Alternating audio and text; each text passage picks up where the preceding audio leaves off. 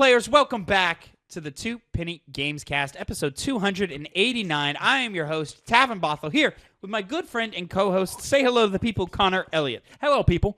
How are you doing? That's my role here. Say hello, people. You never ask how I'm doing. I always ask how you're doing. You never ask how I'm doing. Because you're going to go through this stupid fucking rigmarole, and you have to go through it. And I'm going to hold you up by asking you things that I don't care about? I mean, I ask you how your life... Yeah, and it's well, maybe it's not fake. If it is sincere, you don't need to ask me that anymore, Tavin, because I don't care what your day is going. I don't care. Tavin, I care how your day. How is your day going, Tavin? Okay, I mean, it was going pretty good. We had a good conversation about Tony Hawk Pro Skater 1+2. We reviewed it on the Two Penny Game Club. You should go check that out now. You should go check it out. I was gonna say it was a shitty review, but I talked in there, so I fucking smacked Connor down when he tried to test me. I fucking smacked his little dumbass down. He didn't have no good points. I made my points, and he said, "Oh, okay." And I was like, "Yeah, you goddamn right." I don't even know what point you're talking about. It was the influence topic again, which I'm sure we'll have the fight again when the next time it comes around. As you should. They say I wish I knew more about like cultures around the world, because I feel like I could have used some like bit from Hinduism of some battle that went on for a long, long time and could have said that kind of reference. But it's just you and I just battling for eons and decades about video games. And more importantly, servant, please. Wow. I'll break the glass right now. Pokemon Day, goddammit. But it was Pokemon Day, 30 years of Pokemon. Greatest games of all time. As some people would say. The Pokemons. The Pokemons. I wouldn't say that. He's shaking his head. He's saying he wouldn't say that because they're okay. They're good. I hope the mic didn't hear you. Why? He wants to be heard. I know, that's the point. All He right. wants to be heard, so I hope it didn't hear him. Ladies and gentlemen, this is the Two Penny Gamescast, where each week we dive deep into the nerdy news you need to know in order to elevate the conversation around games. We each come to you with two topics, 2 pennies, if you will, and we give you our 2 cents on them.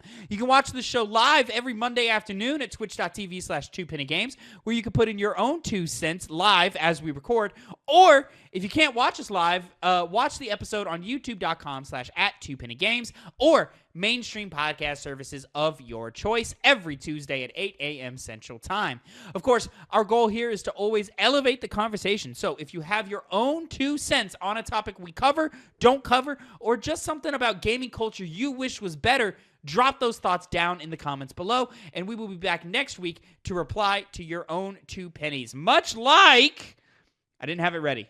I forgot. I always forget about this bit. And then we get into the middle of it, and I'm like, oh, shit, this bit. And the worst part is I cannot stop smiling because I'm trying to win this game that me and Phil are playing right now. And he's flipping them off. There's a long flip off. There's a stare down. So he leaves. Hard Vegetable 1598 had a long one. Connor, are you ready? Are you I'm listening? ready. On our What is PlayStation Doing? This is in reference to Bluepoint getting shut down. As a consumer, one of the hardest things to understand is what exactly happened and the real decisions behind certain decisions. And the real reasons behind certain decisions, Regardless of whether Bloomberg reported on it, we only know what they chose to share with us. I once worked for a company that would let go of certain divisions, citing one reason, while there were many others that they didn't disclose. Highlighting just one reason is often enough to justify the decision. I imagine that funding a studio for over 5 years and maintaining certain operations is questionable as a long-term viability. Yeah, they made Demon's Souls last, but it was also included in the catalog during COVID. How do we know that keeping Bluepoint working on a project that is not even halfway finished is a greater loss than funding Haven's game, which is closer to completion? The truth is, we don't know which studio needs bigger funding from Sony.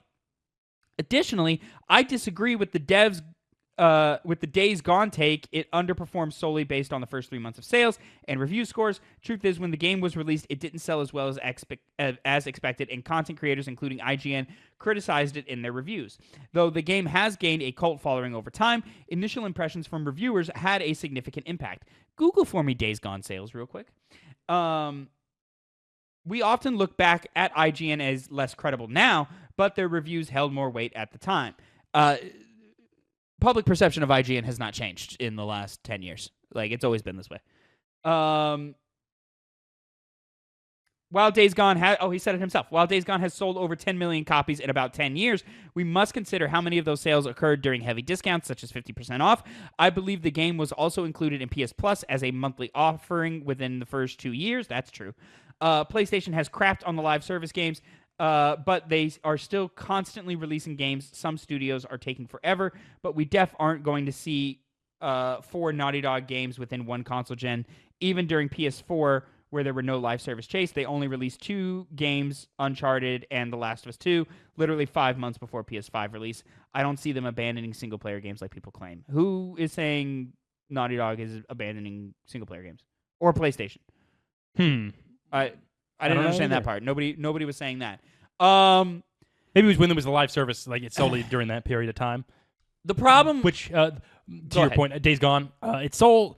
The AI answer is over 10 million copies. And I, of course, I don't really like using the AI numbers, but they have to be true because in early February of 2025, it was over 9 million copies. So I knew it sold a lot, right? Yeah. Over time. Of course, it did not happen right away, but it over time happened. And that's the thing that is bothersome about modern AAA gaming right now is everything has to be a major success right away. Yeah. There's no cult following built over time, anything like that. Psychonauts was a failure, and then it garnered a cult following, and then over time was successful enough to where it justified Double Fine being like, let's do another one, And then there was a little bit of crowdfunding involved in that as well, and then obviously Xbox coming in and acquiring them and publishing the game. So like. This is how things used to work, is like the first 3 months didn't used to matter that much. They mattered, don't get me wrong. It mattered a lot, but not as much as like it wasn't a death sentence to an IP like it is now. And 10 million copies, sure, you can say some of that is from PS Plus. You can say some of that is from a heavy discount, but 10 million is still 10 million. And that if 50% of that 10 million said, hey, I liked my experience, and I would be down to see another one, especially if they improved where Days Gone had shortcomings, which I believe Bend would have been able to do, then we would be getting a Days Gone 2, and it would be more successful than the first one. Like, that's how sequels used to work, is, sure, maybe some people buy it, maybe it would take a little while for it to find success, but over time, it would find some success, and that would increase the player base. Later on, we'll talk about Bluepoint Games and some things that were going on behind the scenes before they were closed down just recently. And you see a perfect example of that there, because they had notably near the beginning of 2025 gotten a live service God of War title canceled. And that just was the domino effect that caused it to get closed today. And even though they tried to do something else, it was shut down a number of times. Again, we'll talk about this more later, but almost in a way where the moment the live service title was canceled, it was like, okay, we're gonna shutter the studio. It's just a matter of when. Yeah. And all of the things that happened after that were spent a year irrelevant. pitching and working on several things, and it just didn't come together. So, but I guess the hard vegetables point about Bluepoint is hey, we don't know. We'll probably never know, and it could not even be the reasons that they're telling us. I mean, you're right on that. Like we don't know the reasonings, but it's just like if you have some perspective on industry, especially, for how long we've been doing this and how long we've been following games before we started doing this, like the decision is baffling, and it's baffling from all angles. I don't think anybody is not shocked at the closure of Bluepoint. Like that was something that you would not have expected anytime soon, really, Especially because at any point in time, Sony could have said, okay, you're making this game. This is what you're doing. Yeah. Did they need to? I don't want to go too much into it because we're going to talk about it again, but did they need to spend all of this time trying to come up with an idea of their own to pitch? Or because they're a PlayStation first studio, be given a task. I don't believe Sony said or PlayStation said you were working on a live service title. No, I believe they fielded the question out of we want live service games. Who's got ideas? And Bluepoint's was good enough to get greenlit. I guess that kind of also goes into another story we'll talk about, where Sony's ambitions for God of War as a franchise might be in the wrong direction. So, because what we were hearing is that, Bluepoint was the one we're talking about. Bluepoint was pitching for that God of War live service title. It wasn't a case, as far as we know. I think every PlayStation studio threw a pitch out. Every single one of them. Yeah, but this was specifically in relation to God of War. Yeah. A thing that they're trying to make a much bigger IP. And so, maybe they were made to make a live service game, but what was the thought behind making that a God of War live service game? And it just doesn't seem like it makes sense unless Sony as a whole is trying to make more games just be God of War. I mean, yes, but I think these are two separate things, and we should get into it when we get into it. So, Connor, let's actually move on into our first topic of the day, which is actually going to be a bit of a switch up here. We're going to give an update to a story that we covered a few weeks ago, in that when we covered the Netflix potentially acquiring Warner Brothers, we've had a little bit of a stir up. Connor, we didn't discuss whose conversations were what. I assumed I'm Pokemon. Yeah. Sure. Are you this? I'm Bloodborne. That's all You're I know. Bloodborne. You know that. Well, I guess you're Bloodborne and you're the God of War one, so I guess I'll handle this one. So I guess this one is actually me then. So here, I gotta move a few things around. Here we go. Nice. I don't need to move this, but I'm Yes, going make to. it clean. You know, as clean I'm as going you to. can. All right. Topic number 1, my first penny of the day. Paramount could own Warner Brothers Studios and Warner Brothers Games at that. We're talking Eddie Makuch.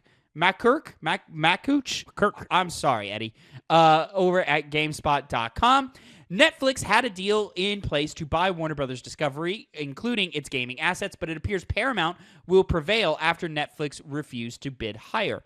While the focus on the proposed deal at $31 a share has been on everything but video games, Paramount could gain a significant foothold in the video game industry by acquiring Warner Brothers Games. Paramount is already involved in gaming by way of upcoming Call of Duty movie, and its CEO, David Ellison, is a gamer. We'll see. Yeah. Right. WB owns several major studios, including those responsible for hit games such as the Batman Arkham series, Mortal Kombat, and Hogwarts Legacy. Things have been turbulent behind the scenes lately with big flops like Suicide Squad Kill the Justice League, the cancellation of the long in-development Wonder Woman game, and the closure of Monolith Productions. More recently, the focus has been put on games from established IP. Harry Potter, Game of Thrones, Mortal Kombat, and DC. So you can pretty much stop reading there. It goes on to list all of the different studios that are now underneath, or might be underneath Paramount. Do we want to? We do want to go through that. I figured as much. Yeah, Oh, it's good to know It was just what the grand scope is of this kind of stuff. Yeah. You lost me on the transition there, so I was a little lost there. Hold on. We're scrolling down. Portkey Games, most known for Hogwarts Legacy. Avalanche Software, who works on a couple of things: NFL Blitz, Disney Infinity. Warner Brothers acquired them, and first released Warner Brothers game was Hogwarts, also Hogwarts Legacy. Okay. NetherRealm Studios, best known for Mortal Kombat and the Injustice games. Rocksteady Studios, best known for the Arkham series, most recently known for that big flop Suicide Squad Kill the Justice League. Had a lot of layoffs there. TT Games, known best for the Lego games like Lego Star Wars and Harry Potter and so forth. Traveler's Tales, which is also working on... acquired by using console, famous for developing based on Lego Twirl. Yeah. But The one making Traveler's Tales is also working on Lego's game, and they're currently working on the Batman. Yeah. The Legacy of Batman, Legacy of the Dark Knight, rather. TT Fusion, more handheld gaming. TT Games Publishing. There's a lot of studios working on Lego stuff. A lot, yes. TT Odyssey, a mobile game developer founded in 2018. Warner Brothers Games Montreal. This is best known for Arkham Origins and Gotham Knights. And They also worked on Kill the Justice League. Yeah. Warner Brothers Games Boston, renamed to Warner Brothers Games Boston following an acquisition in 2010. The studio is best known for its work on MMORPGs like Dungeons & Dragons Online and The Lord of the Rings Online. Are either of those still... Funny enough, I know some people played Lord of the Rings Online. It had a player jump recently. I think they did some random update. Okay. So, surprising. Warner Brothers Games New York, formerly known as Agora Games, specialize in building online features and web-based communities. Some of these are just support studios. Yeah. Warner Brothers Games San Francisco, mobile free-to-play titles, IP like Harry Potter and DC. The point is, Warner Bros. Has a big hand in the gaming industry. Not the biggest. They're not one of the grandest titans in the world. A lot of the news surrounding Paramount is less on the video game side of things and more on the media side, because now it means that the company that owns CBS also owns CNN. This is me going off tangent. They're raging Zionists. They've talked in the past about basically using their networks as propaganda, or their news stations as propaganda. And he's also very heavily tied, the Ellisons are, attached to Donald Trump and his administration. They're big-time donors. And that really comes down to the more so the deal going through, because regulators have to see whether this deal is approved at all in the first place in the EU and places like the United States. And because of that conflict of interest, I think it's kind of a given that this acquisition is going to go through. And from our past experience in the gaming industry, whenever we talk about one of these big acquisitions, guess what? They get them. And no one really... You might have some people protest it. Like I know Lisa Khan, she was at the head...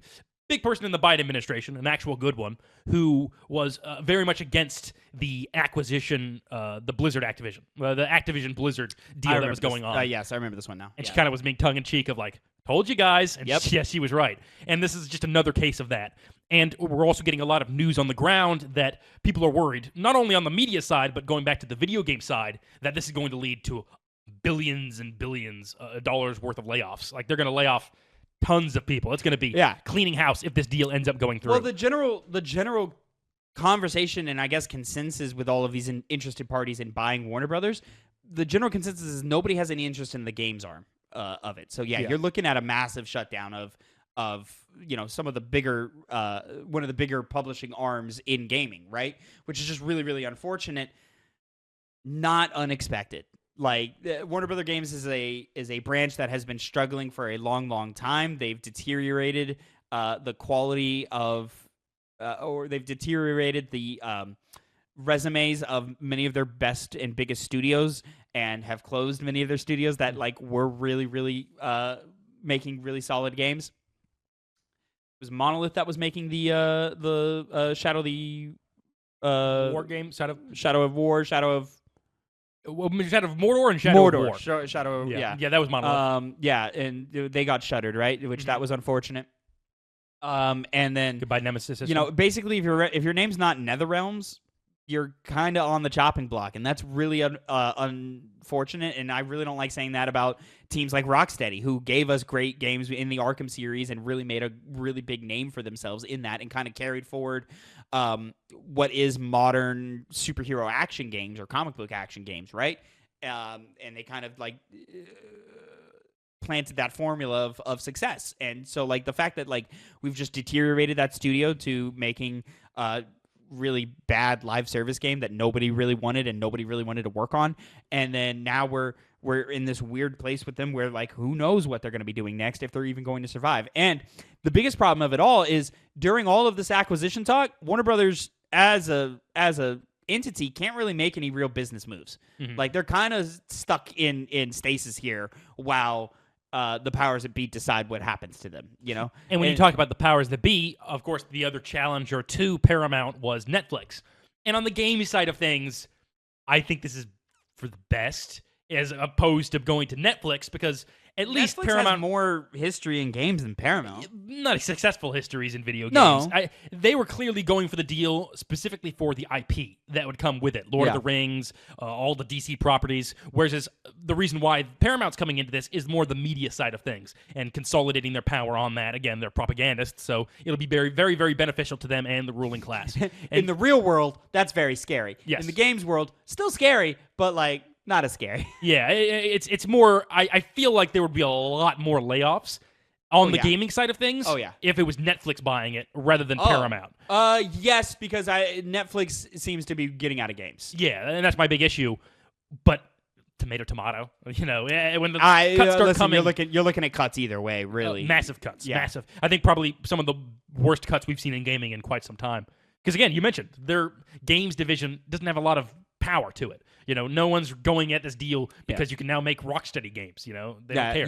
Yeah. The Warner Brothers games has just deteriorated over the last decade, like to the point of like, just nobody's interested in this anymore. Like it's over, dog, and that really sucks because there's a lot of talent behind those studios, and a lot of their time is being wasted on this. So, if I were any of them, I would have a resume. I would already be sending applications out if I were them personally. I'd be jumping ship. Because it's just like writing's on the wall. And I hate to talk about it like that, and I hate to be so blunt with it, but you weren't born yesterday. We were talking about the closure of these studios before all of this acquisition talk happened. And if acquisitions over the last 5 to 6 years have taught us anything, it's that it usually comes with layoffs at the minimum for redundancies, right? Usually. But then we saw studios with wins under their belt start getting closed, and like studios that were on the way up to really making a name for themselves start getting closed. Tango Gameworks comes to mind. And so now we look at this situation, and I just don't see how it could possibly turn into a happy situation or a positive one at all. Because we're just living in that time. Yeah, it seems like the numbers are about $79 million in debt as a result of this deal. What they're cutting things off. Yep. And the side of the business that is already failing is the first one to go. Yep. So that's unfortunate, and it's double unfortunate because first and foremost, I care about the people and the creatives. My focus is always on the creatives, because they're the ones who push our culture forward. But from a fan perspective, I mean, to hear that, like, we just started getting Harry Potter games again, and as a Harry Potter fan, we're probably not. We'll get another Hogwarts Legacy, but after that.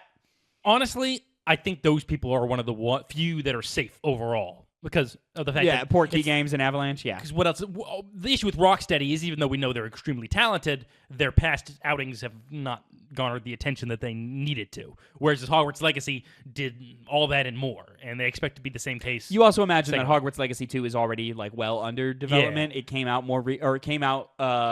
Suicide Squad came out more recently, so it's going to take Rocksteady even longer to get around. NetherRealm, I think, is safe. Mortal Kombat prints money. It does, and they're just going to continue printing money. I'm hearing, there's always talks of an Injustice 3 being worked on somewhere. So, in combination with that, those games do well. Injustice 2, I think, did really, really well. Yeah. So I think those are fine, especially as we start getting that Mortal Kombat 2 movie, the movie sequel starting to make the rounds. Yeah, I believe NetherRealms is probably going to be fine. We're probably going to face some layoffs or something, but yeah, I don't see that one closing. Everybody else, we'll see. I mean, Lego games, sure. In what facet do those survive, and how much success do they see? There's a lot of hype behind Lego Batman Legacy of the Dark Knight. I hope that the game is great. It looks great to me. But yeah, I think it's just a matter of when for all of these studios. It is indeed. Connor, let's move on to the second topic of the day, and I'm actually going to stay in this little two-cut here because this is a little more conversational because this is something that's just kind of been happening on the background. The rumor mill be spinning. All right, we be spinning in that rumor mill. So go ahead, talk to me about this. What is going on? So this is from Reset Era. This was where it was spotted. Reset Era is a place where a lot of rumors are shared in the gaming industry, and it's easy to kind of discount things like that. Reset Era is often there's a lot of people who are right a lot. It can be right a lot. Yeah. What do you take? What do you taste, Connor? What is in the air? Is it salt? There's a little grain of salt in the air. Ladies and gentlemen, grain of salt. You're salty. With everything, grain of salt. Like, take it with a grain of salt. I see. Is in the air. So, if you taste a little salt in the air, that's what's going on here. It is, but it's a little bit more, I think it's likely. So, Jason Schreier, for those of you who don't know him, is a reporter, a games journalist for Bloomberg. He's probably the biggest games journalist in the industry as of right now. He gets probably a lot the of best one too. Yeah, he gets. It's mainly because it's less his writing style, and it's more he's just very connected, and he's able to get a lot of people who trust him because he's well established, and they come to him and tell him the business. Right? He's super well connected, and he's fast. Yes, he's very, very fast. Yeah, and I've seen his stories because he doesn't write much, but. Still great. He's a great journalist. He is. He's great. Well, he has the benefit of choosing what to write. That's true as well. He doesn't have to do he doesn't have a beat. He just does what he wants. And when stories break, they break with him. And so many times I've gone to research any kind of given topic, and I go, "All right, where'd this? Bloomberg and Jason Schreier." It's like, and it was before when he worked at Kotaku as well. He was that guy. Yeah. It just skills transfer over. Hey, respect, bro. But he had said in the past about how Santa Monica, the developer behind God of War, all the God of War games, was looking to expand more into the God of War universe, to different IPs. We kind of seen that with the Sons of Sparta that came out recently, a platform game that people were kind of upset with. Maybe, more reasonably than... Well, no, they weren't doing it reasonably. The game hasn't hit as well, right? It is definitively not a hit. No, it is not. Yeah. And... that's worrisome when you hear it, but it seems like it's almost assured that that's what's happening if you take this news without a grain of salt, which is that a Reset Era user by the name of irrelevant. No Life BR. No, like PR. There is a LinkedIn post from a senior writer. I'm happy they didn't include him in the Reset Era post because maybe give him a chance to take it down. But it reads as follows. Of course, on LinkedIn, for those of you that live under a rock, it's a place where people connect in business, in entire industries, and it's very often you'll see in somebody's profile a listing out of all the things they've done in gaming. And this senior writer, who worked from August 2020 to September 2025, so 5 years at the company, said, quote, helped shape narrative vision and creative direction at Sony Santa Monica Studio for a new franchise within the God of War universe, developing characters, storylines, and original lore that expanded the acclaimed IP, integrated story with gameplay and world building through scripts and narrative content, collaborated across disciplines to deliver emotionally driven experiences for a global audience, contributed to long-term narrative and franchise strategy. My voice failed. So this led to a lot of speculation of, well, is this another indicator that they are, in fact, going more into a lot of different games? And there's also some rumors. I need to actually verify it in the meantime. Could you actually look it up in the meantime? Where there's some talk of a prequel game going on involving Kratos' wife, who, spoiler alert, is dead at the beginning of the new games.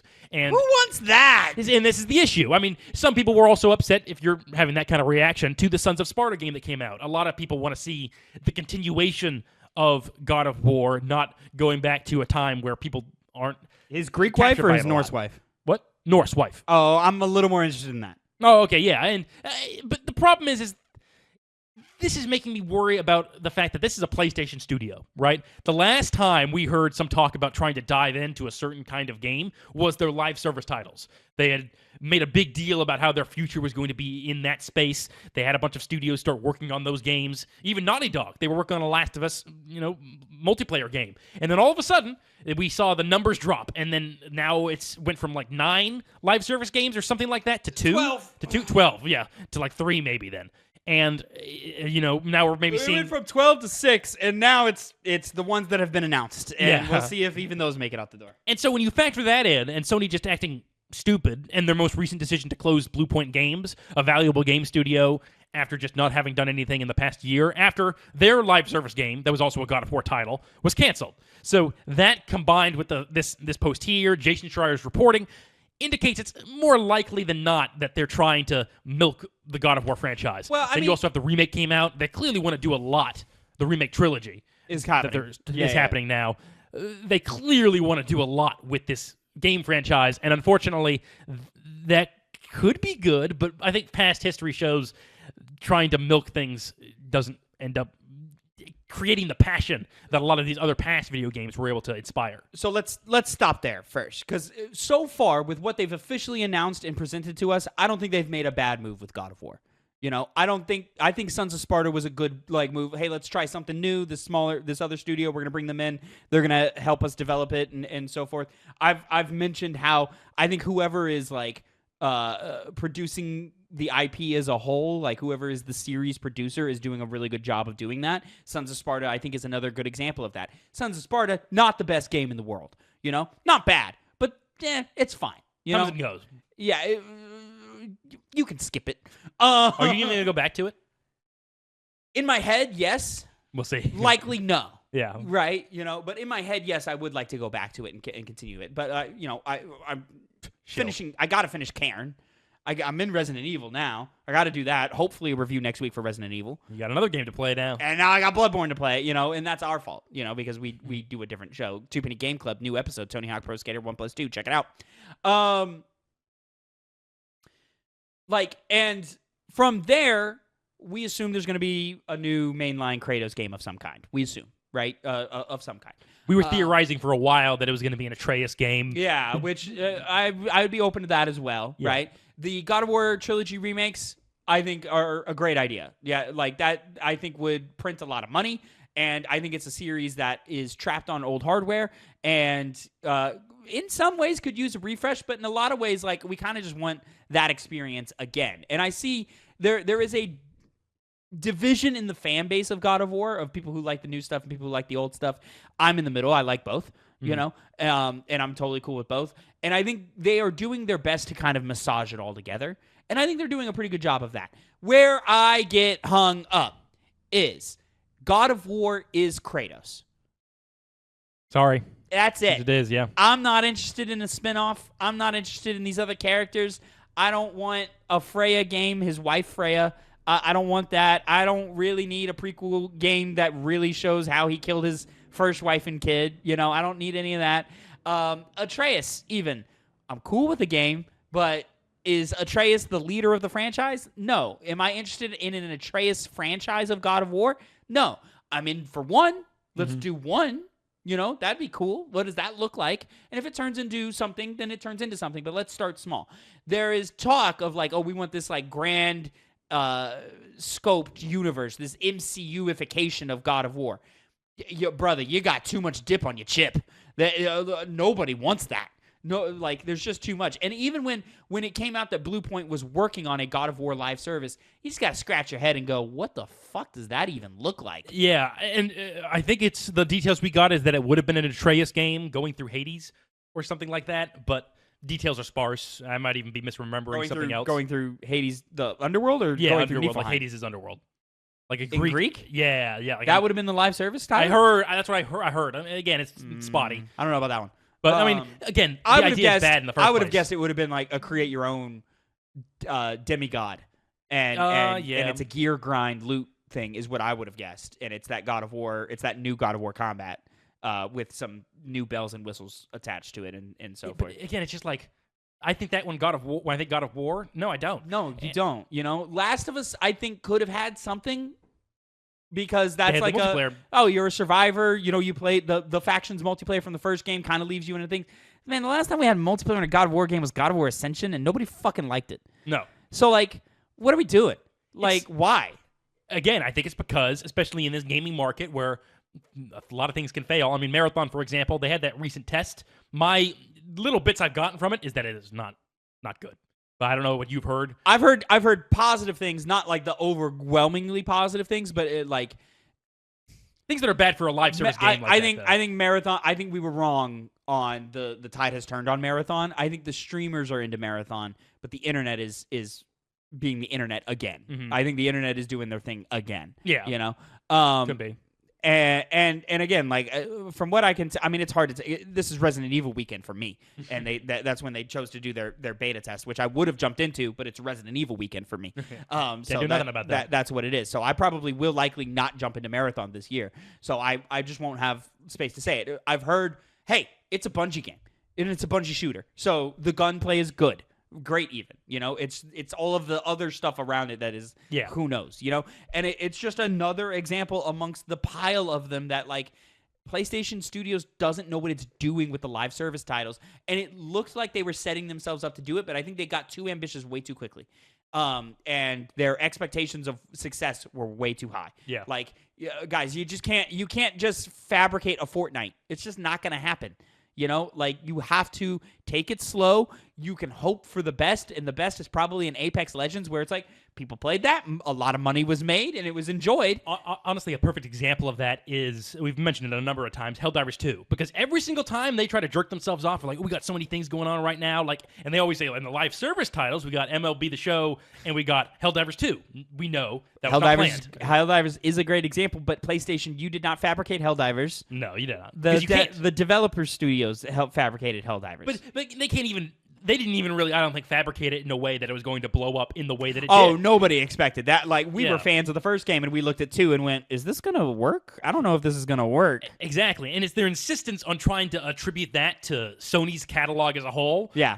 Obviously, it's PR, because they're trying to make people... Well, it is their franchise. It is their franchise, but they're trying to make it seem like it's what's on the horizon... It's not them who made it. Exactly. You know, it's just, they didn't make it, you know? Which is irrelevant when you're trying to talk about what's in the future. Yeah. And clearly the future that they planned failed. It fell off the roof. I understand, because God of War makes money. God of War makes a lot of money, and it's made a lot of money for a lot of years. It's currently PlayStation's longest-standing relevant franchise. You know, every other franchise that came out during that era has been sunsetted or has been retired in a way that, like, we just haven't seen them anymore. Yeah. You know? And franchises that came up after them have also had their run and retired. We don't see Uncharted's anymore. Mm-hmm. You know? That doesn't happen. Killzone came and went. Resistance, even more, came and went. You know? These things had their time in the sun, and they went away. God of War is the only one that is still standing for this long and is still so relevant. And it's a top 2 franchise for Sony in terms of revenue driving. It's that and it's Last of Us. And then behind that, I'm not going to say a distant third, but in a third is a Horizon. And now it looks like Ghost is elevated to that level because Ghost of Yote sold really well. I don't know if you've seen the numbers. That game sold. They do, they sell well. We got Ghost of Yote Legends coming this month. I know. Great, right? I'm so excited. I'm looking forward to that. I can't wait. I'm gonna play. You, me, Phil. We're gonna jump in. We're gonna. It's like you will be loading up Yote up another time. You didn't think you were, maybe. Well, yeah, I knew I would for this. Yeah, I know. Anyways, all of that to say, I understand, from a business perspective, it makes sense to lean into God of War. You're just doing it the wrong way, and I just don't know how much you can really do it. This is just not. We've talked about different franchises and IP that we wish. The publisher would just release the keys to the kingdom to a Halo, a Mass Effect, et cetera, where we wish that, why are there not 6 studios making their own Halo game right now? Mm-hmm. Why do we not get a Halo Wars every couple of years? Apply that to Lord of the Rings, Star Wars, because you can do so much with it, And Star Wars is a better example of them doing that, but yeah. Mm-hmm. Yeah, that's true. But, PlayStation, Horizon's one of those. Why? I mean, I guess you tried with the VR game, and there's been a couple of other joints that have been canceled along the way. But man, Horizon's one of those that I'd be interested in any Horizon game. Aloy is the biggest stick up for me with Horizon because I don't care about Aloy. But that world is cool. It's a cool world. I would like to play around with it. That's an IP that you could. That's an IP you could definitely monetize me into. But. This is not the way. This is not the way. Kratos is God of War. And you just can't overindulge in Kratos. It's just not going to work. Connor, let's move on to something a little bit more fun. Let's lighten the mood slightly before we get dour again. A little bit. This is the most fun. I hate to dour, but we're gonna lighten the mood. I don't mind dour. Here, we got a Pokemon Presents happened this last week. Did you watch it? Fuck no. Phil was in the chat you waking up at 6:30 a.m., guys? I'm like, no, we're not. I can't believe it. And he was so gung-ho about it. I was like, brother, I love you, but what? No. Well, I'm not doing that. But hey, by all accounts, it was a good event. I watched it. It's fine. It's fine. It was a Pokemon Presents. We made a big deal because it's the 30th anniversary for Pokemon, and it's Gen 10 for the mainline Pokemon games. Wait a second. Yeah. I don't care what you think. You're not a Pokemon fan. I'm giving context to the viewer, dumbass, like you were doing when you were explaining to them who the fuck Jason Schreier was, fuckface. I'm sorry. God damn, I can't stand your fucking antagonism. You don't need to stand.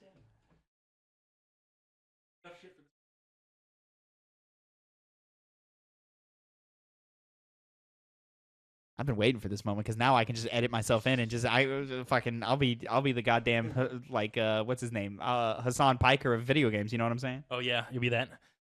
You're Shock Ahsoka next. And also, by the way, I had another joke to that. Something about you're a loser. I can't remember. Oh, okay. Remember. Wow. You know. Oh, what was it again? Oh, it was. How did this get to me? I wanted to shit on Phil. Well, you insulted me. All the biggest announcements from Pokemon Presents 2026. And of course, yeah, we thought this was going to be a big one. 30th anniversary, 10th generation of Pokemon with the mainline games. Very exciting. Also, the 10-year anniversary of Pokemon Go. And it led to a regular-ass Pokemon Presents. It was very regular. So we're going to go through some of the announcements in here. But there are some highlights in here that I do think look good. We are pulling from GameSpot, so we're going to go through their little everything announced here. Nintendo is making a Game Boy-inspired music player. This seems like it's trying to steal your money. First time I heard about this, I was like, wait, you have to pay for each cartridge? I don't know if it's paying for each cartridge. I don't even remember this in the Presents, I'll be honest. So, don't do that. Pokemon Trading Card Game Pocket. Pokemon Trading Card Game Pocket can grab a new palette. It's an update for PTCG. A lot of that's going to be this because that's what Pokemon is. It's the thing you can keep on either making new things or going back to your old stuff and saying, hey, we're doing this. We're doing more cards. We're doing more whatever the fuck, like this. Pokemon Masters EX is getting a familiar face from the past. That's right. Red from Pokemon Red and Blue. The original Pokemon trainer will be joining the mobile game post Pokemon Masters EX, Connor. Remember when Pokemon was in, I'm just going to say good, but I'd get killed for that. Still good. Yeah. Oh, I love Pokemon Coliseum. That was one of my first Pokemon games. Well, guess what, Connor? You can get the sequel to it now on NSO. I've heard it's better. from the few people that I know. So that play like this is, from what I understand, like an actual RPG, like a oh, we're going deep into systems and so forth. So like I guess people who like it, but it's definitely not like one of like the like premier Pokemon things. You know, like it's like, all right, if you like this, here it is. I've heard from people who are a little bit more high-minded on Pokemon that it is one of the best. You would. Okay. Pokemon Champions will launch for Switch consoles in April. Why are we so antagonistic to each other right now? What's going on? What's happening? Well, because we're talking about something that we don't feel passionately about on its own. Do you need a little? You know, I think we're fine. You know as well as I do, that's not far enough. You got to reach more. And second of all, the other bit of this is like, what are we talking about here? Another Pokemon mobile game? That's a Pokemon thing. I'm sorry. Listen, Phil should have stuck around for this, but he didn't want to. He'd be like, dude, Pokemon Champions? Wait a second. That's actually like, no, he does not. Listen, Pokemon Champions, Masters? the battling focus spin-off, will launch Masters? for Switch consoles in April for mobile at a later date. Cool. Events and promotions are coming to every Pokemon mobile game, including Pokemon Go and Pokemon Unite and Pokemon Cafe Remakes. Pokemon Sleep too. Don't forget that. Pokemon Sleep. Mm-hmm. They still got it. It's still there. You can play it. They love their mobile apps. Pokemon Pokopia. They got a meaty demo, a meaty little trailer, meaty little gameplay trailer where they showed it off. Pokemon Pokopia review embargo actually dropped today as the time we're recording. 88 on OpenCritic from the time that we're speaking right now. Cool. Seems like Pokopia is going to be something that people would be interested in. It's one of the highest rated Pokemon games in a minute. Wow. You know. So yeah, Pokemon Pokopia is a little bit of Animal Crossing, a little bit of Minecraft, but with Pokemon. I like cooking. What's wrong with that? You gonna give it a try? No. Oh, okay. Well then, not real cooking. We're gonna move on. Pygar, this is the one that got leaked last week, which is very, very unfortunate, but still very exciting for fans. Pokemon Fire Red and Leaf Green are now compatible with Pokemon Home, and they are available to play on Switch consoles. You can play them on your Nintendo Switch 2 right now. They are available for purchase. Pokemon Fire Red and Leaf Green, of course, the remakes of the original game, much like Heart Gold and Soul Silver that we played for the Two Penny Game Club, which was my first Pokemon game that I ever played. Review on the channel live right now. Yeah. Cool. Okay. For real. This was supposed to be a shadow drop. It started to get leaked, so they officially announced it last week, which is unfortunate. If it were me, I would have just said, no, yeah. Games industry, stop reacting to leaks. Stop. Just stop reacting to it. Don't do it. You're messing up your marketing. You're messing up your messaging. You're taking the excitement out of your announcement. I don't know about you, Connor. Just because I know about it from a leak doesn't make the announcement less exciting. Yeah, leakers are going to leak. Leakers are going to leak. Things are going to leak. Most people aren't paying attention to the leaks. Guys like us are, but guys like us also still get excited when things get announced. Mm-hmm. So, that it is what it is. If you had told, if it was a shadow drop of and it's available now, like you had planned, it would have been oh shit, this was a pretty cool Pokemon Princess. We got the remakes now, and Gen 10 is on the way. Pokemon Pokopia looks cool. A couple other small nerdy things. Neat, you know? Who cares? But you took all the wind out of your own sails by announcing it a week early ahead of time, and people are confused. So, anyways, but Connor, it's good to get. We've put Pokemon Fire Red and Leaf Green in the Game Club wheel. So potentially, maybe one day, we will be playing Pokemon Fire Red and Leaf Green. Maybe next week. Maybe next 3 months. 3 months? A while from now. Yeah, a while. We got Bloodborne and apparently Undertale to play. Pokemon Legends ZA introduced a new Mega Dragon. Cool. Mega Dimensions DLC. And then finally the big one. The big one. All right. The reason we're all here, the reason we turned on the stream at all. Pokemon Winds and Waves. This is Pokemon Generation 10. This is the new mainline Pokemon game set for release next year. We all assumed it was coming this year. They said no next year. And we all said, good, take your time. Good, take your time. That's what you need to do, Game Freak. Right. You got to get Beast of Reincarnation out. That's your main focus. So anyways, Connie, did you at least watch the Pokemon Winds and Waves trailer? It looked very pretty. It looked very satisfying to look at. It looks prettier. As far as Pokemon games go, it's beautiful, but it looks pretty still, I think it looks all right. I think it looks solid. I like the name, because the naming conventions, you never know how those are going to end up. Winds and Waves, I like it. I like that one. Yeah. WW? Yeah. I like it more than Sword and Shield. Sword and Shield's pretty good. I like Sword and Shield. I like Swords and Shield. I like it better than X and Y. Way better than X and Y. I like it better than black and white. What was the other one that was recent? Sun and Moon. Sun and Moon's pretty good. The most recent one, Sun and Moon. Yeah, I forgot about those. Yeah. I feel like I'm missing the last one, Scarlet and Violet, was the last one. That one's not as. I like Scarlet and Violet. I don't like that one. Really, you don't like that one? I like Yeah. that one. I don't like Winds and Waves. Wuthering Waves. I know that's a thing. I like Scarlet and Violet more than Winds and Waves. You do? Yeah. That's stupid. Okay. Yeah. All right. Well, this is beautiful. You see these things in everyday life where you can, and you can't see wind. Fuck. Never mind. you feel it. wind. You feel the wind, and you hear the wind. Anyway, you don't even hear the wind. You just hear the. Well, I guess you do hear the wind. Well, I guess it's really you just hear the molecules. You hear like something's a little bit strong, and it's like whistles, like someone's whistling, but it's not. Anyways, not a lot to garner from this trailer other than a couple of biomes and that it looks better. And, of course, they showed off the starters, which is very exciting. I like this round of starters. Yeah, this bird thing. What's that one called again? Brout. I like that one. I like Brout. Somehow he's looking at me. It's like... Pombon is cute. Being? Gekwa is the one for me. Gekwa is? Gekwa. That was this little lizard, this little gecko fuck right here. I like that fucker. Well, as the joke people have been saying is, like, Pombon, please stay on 4 legs. Yeah. Please. Yeah. And we'll see how that goes. He's a little Pomeranian fire type. Looks cute. He looks cute. Honestly, Brout's my least favorite. Brout. Something about that little face. It's very funny. It's like, what are you looking at me Why like does he that always for? look angry? Yeah, exactly. That's what's funny. He just always looks angry. I'm interested to see what the evolutions are, because that's really where it's at. Because you only have these guys the way they are, and like They should be putting the small part of the evolutions game. in the marketing. Huh? They should put the evolutions in the marketing in the lead up for the starters, because that's a very important choice, and I want to be like, I don't want to make the wrong choice. Well, they always let you know by the time the game comes out. That's why they're. That's Do they? Yeah, that's a part of their marketing. You always eventually find out what they're all like. No, because they'll do the starters, and then they'll do the big ones. What are they called? The legendaries. Legendary, yeah. I don't recall ever seeing the evolutions being a part of the marketing cycle. If Phil was here, I'd be able to know. So you just talking out your ass on No, this because thing? I'm pretty confident that it is. But I mean, it's you and me debating about Pokemon, definitively true or untrue topic. We don't know. I just want to kiss you. Okay. See, you're trying to rectify for this horrible energy we got going on between each other today, and now you're pissing me off. I'm getting ready to leave again. Dark Souls 2 is one of the worst games I've ever fucking played. You know what? If you're saying that, my original joke that I realized when I left and you're like, I'll be the Hassan Pikers, and instead it's going to be like that, the hard cut in Always Sunny in Philadelphia, the Lethal Weapon episode, where originally Mac was in blackface, and they're in the shower, and it starts washing off, and when they realize it, they switch roles because Dennis is okay with playing a black guy while still looking white.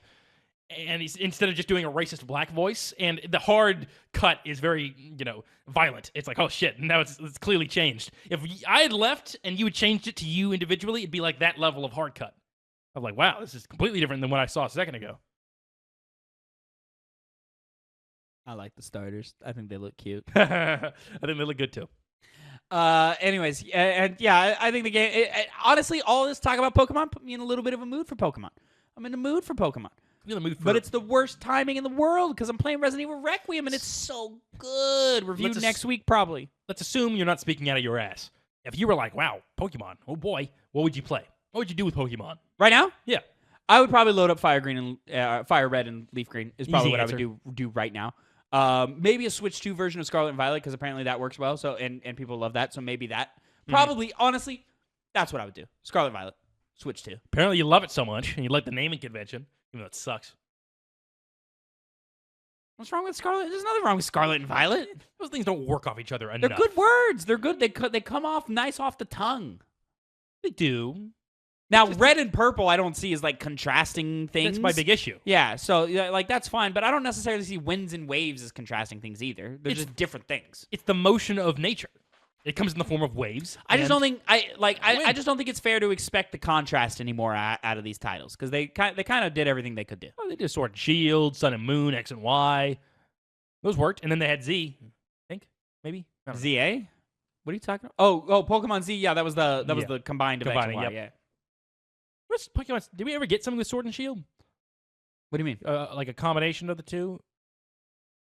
I don't know if we did. Yeah. I don't think they really do that anymore. I guess not. We didn't really do a Sun and Moon thing, did we? I thought that's why I thought they did, but maybe they X didn't and do that. Y, Sun and Moon, Sword and Shield, Scarlet Violet, right? Uh-huh. I'm not missing one in there. No. And that's the order that they came out, right? Yeah. Besides Legends, but that's outside of the main. Yeah. Either way, hey, this looks good. You know what? I would also probably pick up. I'd probably pick up Legend ZA. Yeah. That one actually interested me. I thought I was gonna play it, and then time happened, and I just didn't have the time for it. That's probably the best decision, I think. Either overall. that, or, yeah. It would either be Legend ZA or Scarlet Violet. I'd go play Coliseum. Find out if it's still good. You didn't say anything bad. That's something. Ladies and gentlemen, if you're just joining us, my name is Tavin Bothel. I love video games, right? They're a lifelong passion of mine. They are in my DNA. I have the blood that has been poured into the discs of old and seeped out of my consoles. I drank it. It's within me, okay? I am the essence of gamer. I really, truly am. And it's why I do this show, is because I love it so much. It's ups, it's downs, it's highs, it's lows, it's ingeniouses, and it's stupidities. I love it all. Ups and downs and high and lows are like the same thing. I can't fucking stand the state of this industry right now. It enrages me. It infuriates me. It makes me want to kill somebody. Just fucking wrap my hands around their greedy little fucking CEO necks and snap them in half. All right? And I say all of this because things used to be so much simpler. And I don't want to be the old man yelling at clouds, all right? But if I got to, I will, because things were better. Things were better before every game needed an end game, before every game needed a battle pass, before every game needed to have content drops, content roadmaps. I loathe it. Sometimes games could just be games, and they didn't need ray tracing. You see this new term, Connor, path tracing now. Path tracing is a thing now. Yellow paint. We didn't need it. We didn't need it. All of the greatest games, they already happened, and it's without those things. It's without them. And one of those games, Connor, was Bloodborne. We didn't have any of those things for Bloodborne. No. We didn't. No, we didn't. All right? And all we want is Bloodborne to run at 60 fucking frames a second. That's all we fucking want, and we can't fucking get it. I would just take a consistent frame rate, even if it was 30. And it's consistent 30 now, Connor. They've had patches and updates. It's not You now. could drop it. Well, it's been a while since I've jumped back Okay, into it. well, but maybe- all right. It probably has moments, though. Listen. What is with FromSoft and the frame rates? Can they just not figure it out? Well, it's not enough to say a specific moment where there was a frame rate drop. I just said there's frame rate drops. I think it's like 1 point or 2.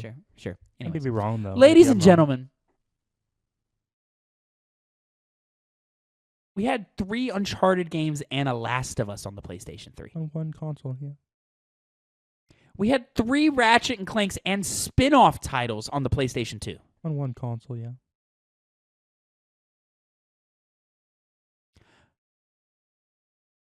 Connor, how many Naughty Dog games have we had this generation? I think we've had 1. No. We've not had one. Last of Us Part 2 was in the PS5. It was a PlayStation 4 game. It was also on the PlayStation 5, wasn't it? It was. They remastered it last year. Oh, shit, they did do that. I forgot that was on the PS4. You're a little, They don't know what they're I doing. like this bit, but you're a little quiet. All right? I imagine. And so now here we are, Connor. I bring you back into this. Yeah. 2 weeks ago now? About 2 weeks. Wait. Last week? Last week, yeah. We talked about the closure of Bluepoint Games. A lot of questions. A lot of questions. What are they doing? What were they doing? What were they trying to do? And ladies and gentlemen, it's a battle on all fronts. It's not just one enemy. They're all of our enemies, okay? We said, PlayStation, how could you be so stupid? Your studio known for remakes, just put out Demon Souls. It was great. Do it for the Bloodborne game that we all want, and you'll just print money. And you know what they said, Connor? They said no. They said yes. They said yes, we were going to get it. They said that? And you know who they went and asked for blessing? The holiest of holy. Miyazaki himself. He did. They said, Miyazaki, we want to uphold your legacy. We want to bring you into the titans of old.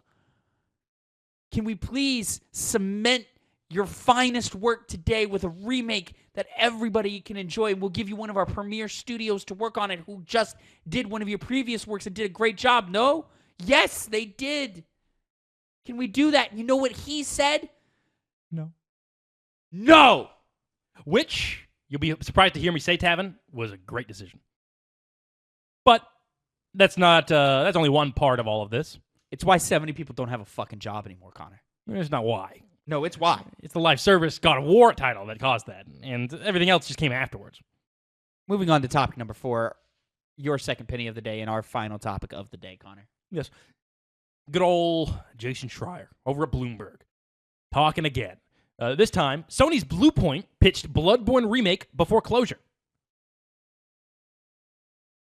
Take a while. Last week, Sony Group announced the closure of Bluepoint Games, the Austin-based subsidiary behind acclaimed remakes like Demon's Souls and Shadow of the Colossus. Around 70 people will lose their jobs, although Sony is also giving them the opportunities to apply for positions at other studios within the organization. The decision came just 5 years after Sony purchased Bluepoint, a period during which the studio failed to release a game of its own.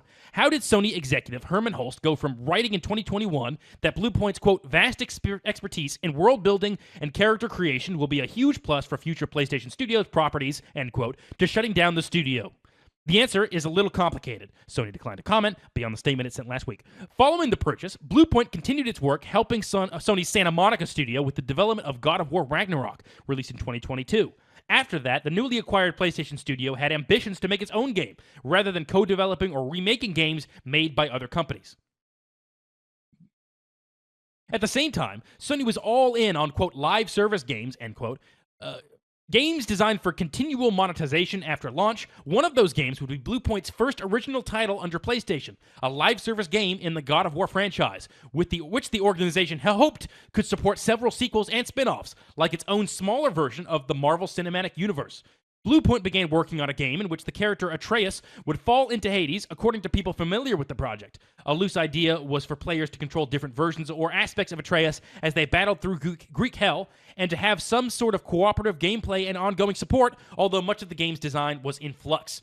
It was an awkward fit for the studio, which hadn't released an original game since 2006, and never tried to develop a live service game. Bluepoint was a small team that mostly had expertise in art and engineering, not design. Developing a game that hooks players for the long haul is a challenge that even the most experienced studios have struggled to conquer. Some Bluepoint staffers grumbled that they should be working on another traditional action game like Demon's Souls or God of War Ragnarok rather than a live service project that few of them seemed to want to make. Even with help from Sony Santa Monica, Bluepoint struggled to make much progress and spent several years floundering. In January 2025, Sony canceled the God of War live service game. When we broke the news, a company spokesperson told me that Sony was, quote, working closely, end quote, with Bluepoint to determine its next project. There was one idea that seemed perfect, Bloodborne, a gothic action game released in 2015 for the PlayStation 4. Developed by From Software, Bloodborne is widely considered to be one of the greatest games ever made, but its original release suffered from frame rate drops and other technical issues, making it the natural fit for the Bluepoint treatment. Fans have been dreaming of a Bloodborne remake for years, and the idea had been strongly considered, and at one point was even expected within Bluepoint, but never entered production. In early 2025, when Bluepoint again pitched the idea of Bloodborne Remake, the studio was told that the numbers made sense, but From Software didn't want it to happen, according to people familiar with the process. Former PlayStation executive Shuhei Yoshida delivered a theory last year that this might be the case, saying in an interview with Kinda Funny Games that he thought From Software president Hidetaka Miyazaki was interested in remaking the classic game, but too busy to do it himself and, quote, doesn't want anyone else to touch it, end quote. He added that he thought PlayStation would respect Miyazaki's wishes despite owning the franchise.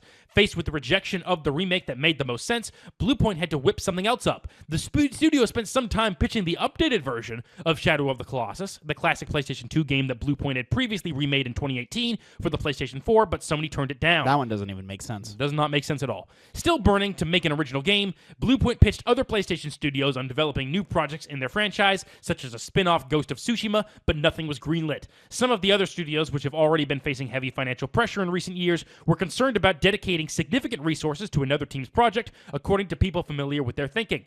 By February of this year, Bluepoint had gone more than a year without securing a new project. On February 12th, when Sony announced plans to remake the original God of War trilogy without Bluepoint's involvement, some employees at the studio began to grow uneasy. Exactly 1 week later, they got the news that Bluepoint was shutting down. Behind the scenes, Sony no longer thought Bluepoint was equipped to make its own game and couldn't find a partnership that made sense, according to people familiar with the company's thinking.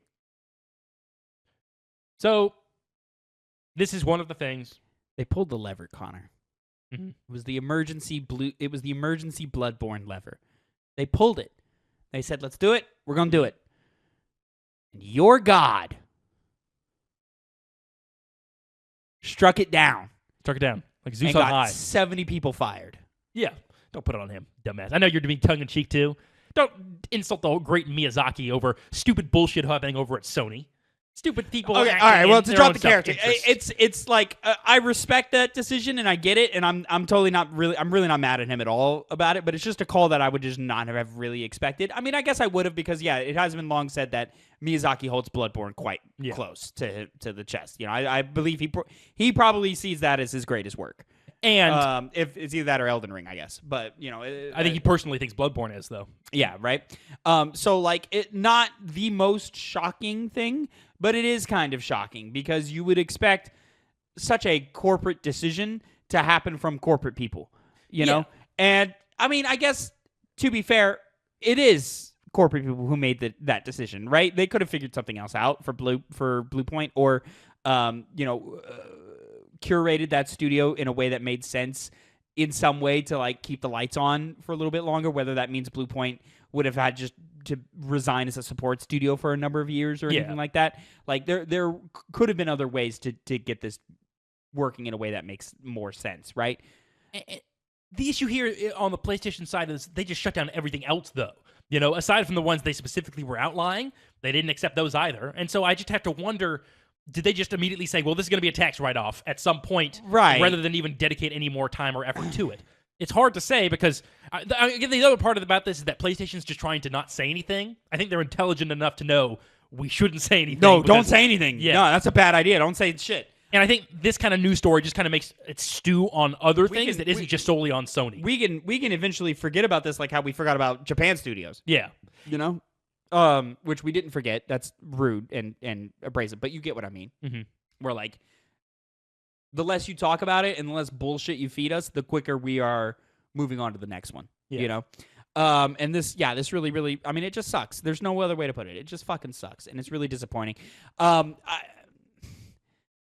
a studio that has not designed an original IP or an original game, I get why the publisher hesitancy towards that and would have rather to remake and so forth, and them not coming to them with an idea other than an update to Shadow of the Colossus, which I'm reading wasn't worth it. Like, you know, like the remake in at first wasn't worth it, or the remake they did in 2018 wasn't financially worth it either. You know, it just kind of like gave them a lot of artistic credibility and,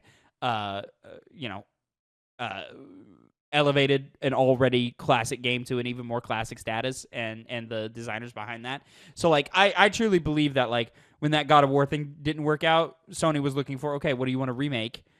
And Bluepoint didn't really have an idea other than Bloodborne. Yeah. And it's like, well, you guys don't have an idea, and what are we gonna do from there? Is what it sounds like to me, you know. And it's like, all right, well, you've given us enough reason to just call it anyway.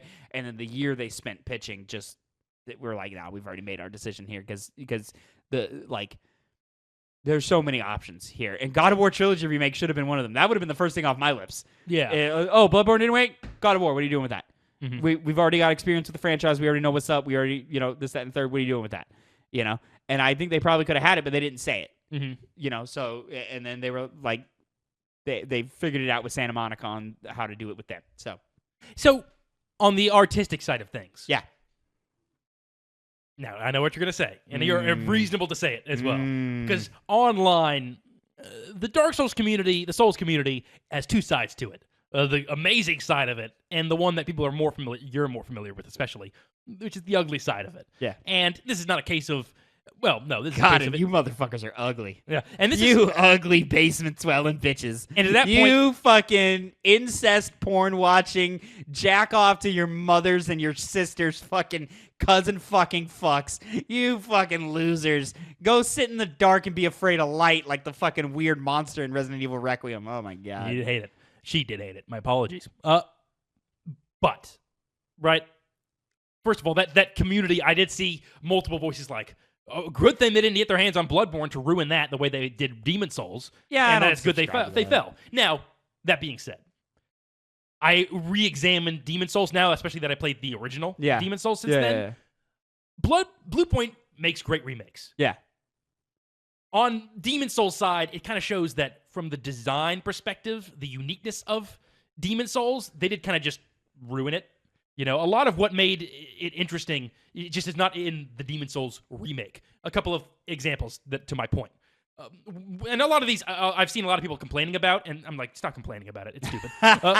One of them being, but I still get this in the sense of the other problems they had, is the giant dragon at the beginning of that cutscene. It's the dragon god you fight in that boss fight. It was in a lot of the promotional material. It was in the promotional material for the remake. They added a bunch of effects on there that they didn't need to add. And it just kind of makes you go, well, that's a bit strange. Again, it's kind of one of those ones that people are complaining about where it's like, you know, that doesn't look bad at all.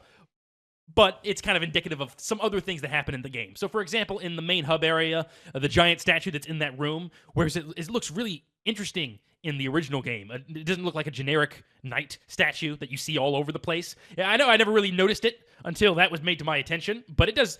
It almost looks like Gwyn, like in Dark Souls before he was a thing, right? And the statue in the game is just a generic, uninspiring knight statue. The gargoyles that you fight in the Tower of Latria, those, you know, they're probably one of my favorite enemies from the original Demon Souls, and this is not on the gameplay side of things because they function very well in the Demon Souls remake. But going back to design, if you look at the Demon Souls gargoyle designs, they look like a weird blending of like flesh and like stone. They look unique. Whereas as the Demon Souls remake, they look like a Unity asset of a gargoyle. Like just generic gargoyle. They made them similar to be like gangly, which again, that's from the original design, but it just looks more generic, more doesn't look as inspiring. There's moments like the boss fight against, not a good boss, the Storm Lord, the Storm King, where in the original game, the environment is light breaking through these dark clouds. These guys? Yeah, those guys. Like they look like that, and then they look different in the remake. These should be the that's the remake ones. that's the more remake one right there. Yeah, Is this the original? kind of hard. I don't look like it. No, because they kind of have like the typical like tongue design like that first one does. That's the Manticore, or whatever its name is, Man-Eater. But as you're continuing to look that up, the Storm Lord fight, the environment looks like it's got beautiful light coming down, and the remake just kind of has dark clouds with rain. Really, the only thing they added to enhance that boss arena was rain. And there's also the what was I'm trying to think of?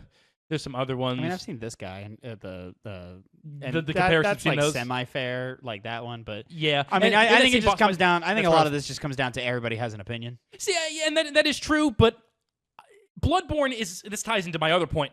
Bloodborne doesn't need a remake. It shouldn't get a remake. It should get, at the most, a remastered. I'd even be fine with a port to a degree. More like I'd want a remastered. But Bloodborne plays in such a way where it doesn't need a remake, especially so soon. We're not Naughty Dog here. You don't need to remake a game that can be played just as well nowadays than whatever a theoretical remake could be. It's not like Demon Souls, where all these people, because again, these are ones who think that the Demon Souls remake is just not as good as the original Demon Souls. The Demon Souls remake is better. It plays better. It just does. Aside from the unique design choices that FromSoft makes, the graphics look better. It's a more visually satisfying game overall. But when you factor in Bloodborne, a game that doesn't need to be remade, you don't really need to change up the combat at all. And you tie that in with the fact that the most notable thing about Bloodborne is its environment, is its unique art design. And with how they didn't do that perfectly with Demon Souls, I don't honestly lost trust in them being able to do that while retaining that same nice gothic feel. Now, of course, it comes down to whether they would actually, put their nose to the grindstone. We didn't have this conversation with Shadow of the Colossus. We did, because Shadow of the Colossus still just looks like like an upgraded version of the original game. Whereas Demon's Souls, they took a little bit more artistic liberty in changing things and changing designs. Whereas Shadow of the Colossus, I mean, all the Colossi look the exact same. You fight them the exact same way. From their original counterparts. Yeah, it's just the gameplay experience from my memory of the old one, which has been a long time, just feels smoother. And so, again, it's not on the gameplay side of things. It's more on the art design side of things that I don't have full confidence in them being able to make the definitive Bloodborne remake. But that combined with the fact that you just shouldn't be remaking it in the first place makes me not... aside from Miyazaki shooting it down, since I would see that as being the main reason they wouldn't do this Bloodborne remake, especially when you factor in wanting to possibly do something in the future with them, like a PlayStation exclusive. We're hearing more news that they're maybe rolling back on their PC... Like their PC releases. There's some mutterings of them doing that. Yeah, you don't damage your relationship with Miyazaki. Exactly. So that's a bad idea. Yeah, so wanting to stay in his good graces, I think was the main reason why they did it, rather than 100%. Just saying, because they could have made money off of this and said, make some nice. It's not Miyazaki's choice. It's not at the end of the day. It's just not. It's not his franchise. No, it is not. But he can say, especially being in the position at FromSoft as a company, right. Well, maybe we were going to do a Bloodborne 2 with you guys as an exclusive. Not anymore. Now, and me as a believer in creatives, like I agree with Miyazaki. The choice to. I agree with the choice to be like, all right, well, the guy who made it, like get like we're gonna follow what he wants. Yeah. Because of course, like that's what I would want. Like, listen, a Metal Gear Solid 6 or a new Metal Gear Solid in some way is coming, right? Mm-hmm. Not anytime soon, of course, but probably in the next decade, they're gonna try and figure out how to make a new one, right? And it's not going to have Kojima, and I'm going to feel a way about it. Mm-hmm. Same shit, Like, you just don't damage brands. And a Bloodborne 2 not Miyazaki made would have damaged the brand for both the IP and for the IP holder, which is PlayStation, And it's just not a good idea when you have these legacy creators involved, these auteur-esque creators involved, which gaming has few. Of them, right? Like, and you want to do right by them. So I totally agree with that. The Demon's Souls comparisons, like, yeah, I don't. I've seen the talk online 100 times. I just don't subscribe to it. My issue is only when it comes to Bloodborne, really, because I don't have a strong feeling about this either way. I kind of objectively look at it and say, yeah, when they took some design liberties, they made something that conceptually was inferior to the original game. Because if the only thing you can really say that makes this one superior visually is just because of the time it was created, not the actual. Well, I mean, let's be honest. Demon's Souls looks shit for the time too. It does, yes. Yeah. But again, that's why it's on the design side of things. Because design-wise, like with the ideas that they had with Demon's Souls, that's where the goldmine is, and what allowed them to then develop things to the Dark Souls franchise.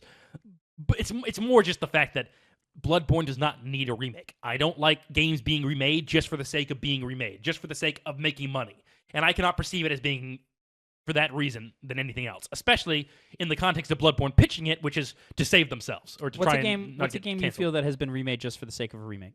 Last of Us Part 1, which allowed us to implement accessibility options that were impossible to insert in the first game. That's great.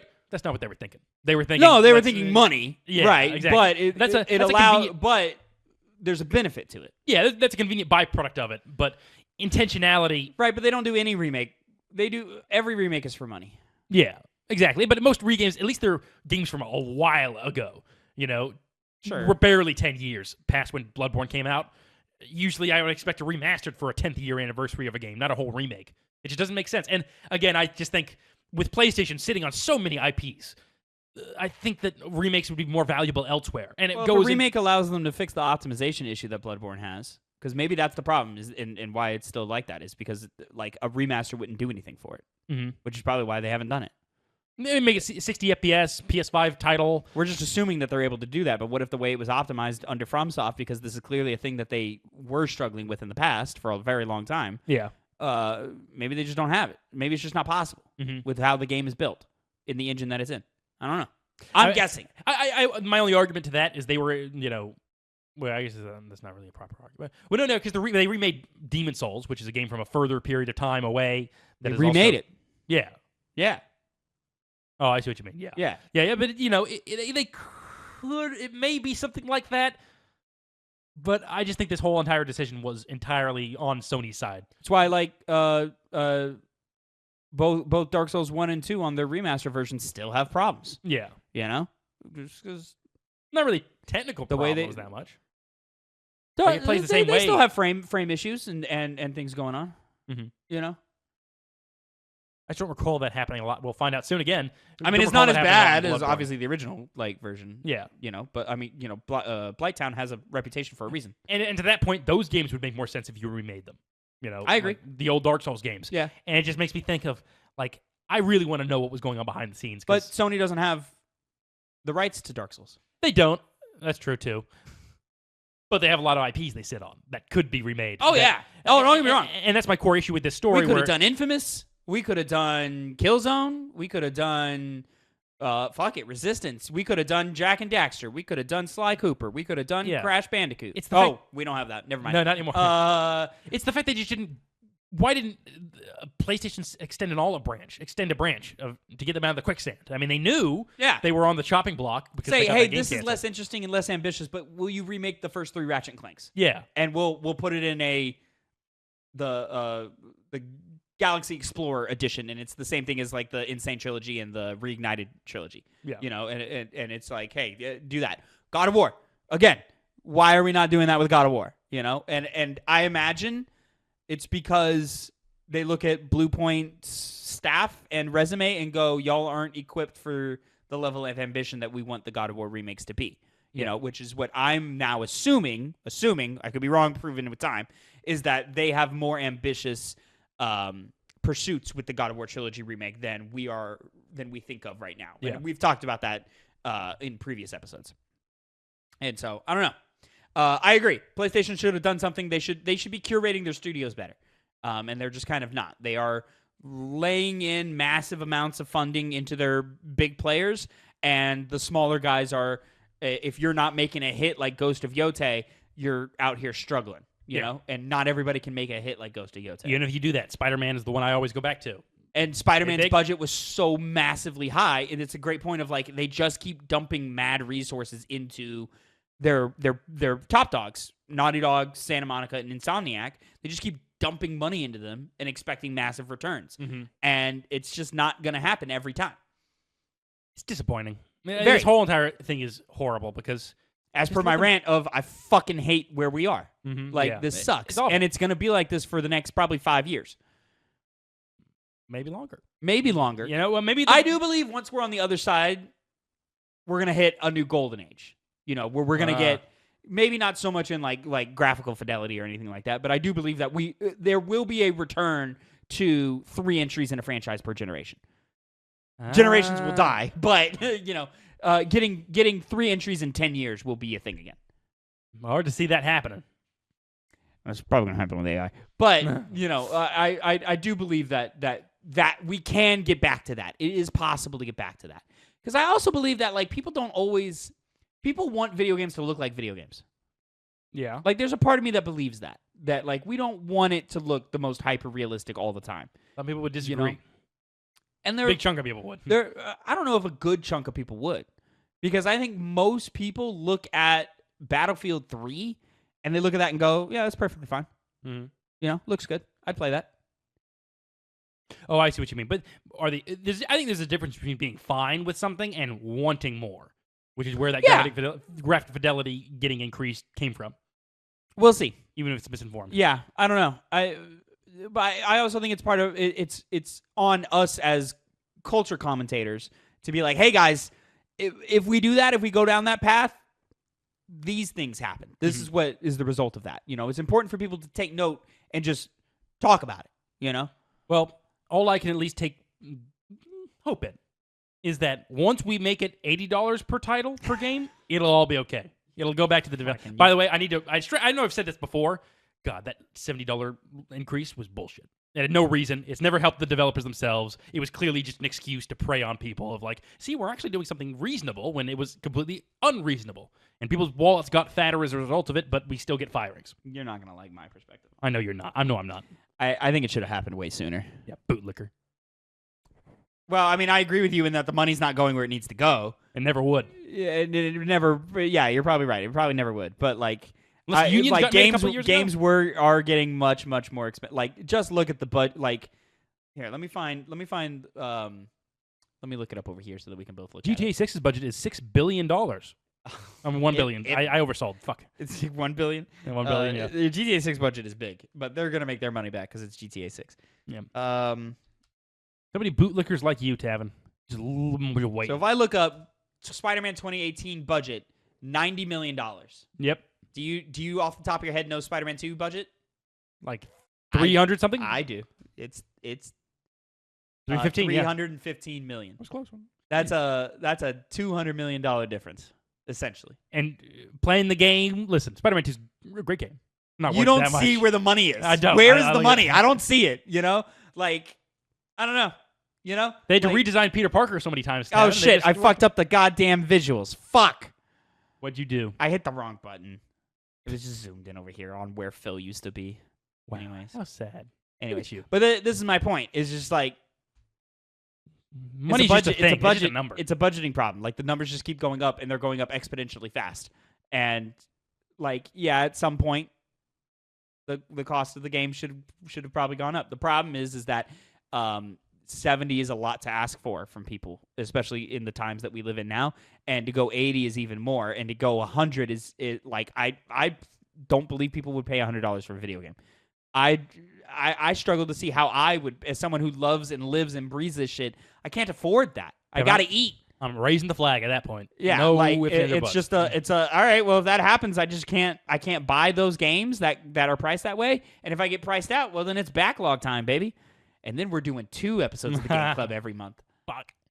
Yeah, you thought you were gonna get out of this content business just because the new was gone? No, Connor, I'm gonna recycle it and make you do it 100 times. I'm in hell. I keep playing video games. Connor, just wait till I get to the Game Club Redux and I make us do it all over again. You won't do that. You won't do that. I won't. You won't do that. You won't do that. Oh, ladies and gentlemen, this has been your episode of the Two Penny Gamescast, episode 289. Thank you so much for watching and listening. I know it's exhausting hearing us talk about these same topics again and again. We are exhausted doing it. But we hope that you had some interesting notes as well. Oh, I forgot. I meant at the halfway point to bring in... Hold on. I had one more audience 2 penny. An audience penny. Help me, Donald Trump. Save me, Donald Trump. Save me. On our TikTok talking about Sarah Bond and the hit piece that they put out on her, DNallop68 on TikTok says, don't bring up, quote, women of color as an excuse. This is a result of DEI hiring. Fuck you. Get fucked. DEI shit is not a thing that is worthy of being blaming anything on. It's just not real. You don't live in the real world. Fucking touch grass. Go outside. Talk to people. It's not real. The reality you're living in is not fucking real. Figure it out or take a long walk off a short bridge. You fucking loser. You racist, bigoted loser piece of shit. Fuck you. The funny part to this would be if it's like, no, she was hired because of DEI. Did you not hear? No, Sarah Bond, we saw her rise in the ranks. She fucking, she made her dues. Anyways. Until next time, have a great time. Make sure you like, subscribe, and follow for more. And Connor, say goodbye to the people. Goodbye and have a nice whatever. Anybody who says DEI or woke in a conversation, your opinion is immediately, discounted. You're not a valid person to me. It should mainly be stated that DEI, and it doesn't matter anymore because it's dead. But that was part too. Yeah, it's more about allowing more employment opportunities for disabled and people of color and any who have not had those opportunities in the past historically because white supremacy. Yes. Like for example, if you're marketing for a job, you should market more than just whatever a more white neighborhood would be or a white community would be. You have to kind of spread your wings a bit, let everyone know that you're hiring, and so you can cast a wider net. It's part of DEI. You're saying just cast the wider net. Yeah. Because that's the right thing to do. Mm-hmm. Yeah. You should do that. That's a good thing. It still doesn't choose because, again, the big myth is that it all of a sudden overshadows skill and your ability to do a job. It's always just been, they've always hired off that. Listen. Believe it or not, companies are looking for profit. They're looking to make money. Yeah. They can't make money if they're not hiring people that know how to do the job. Also, believe it or not, motherfucker, you're not special. You're not talented. You're not. You got to work at it, and you motherfuckers don't work. Anyways. Well, have a nice day.